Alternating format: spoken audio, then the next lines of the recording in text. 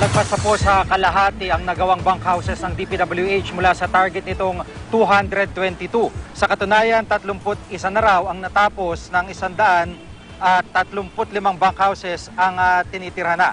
Maraming nakaligtas sa bagyong Yolanda ang gusto nang makalipat lalo't masamang panahon sa probinsya nitong mga nakaraang linggo. May 24 na kwarto ang bunkhouses. Pinaghalong recycled at bagong materyales man ang ginamit dito. Mismong si DPWH Secretary Rogelio Singson ang nagsiguro na di kalidad ang mga materyales na ginamit nila. Abot sa 70 contractor ang kailangan para matapos na mahigit 200 bunkhouses. Volunteers lang kasi ang tumutulong. Hirap din silang kumuha ng mga manggagawa dahil abala mga residente sa pag-aayos ng kani-kanila mga tirahan.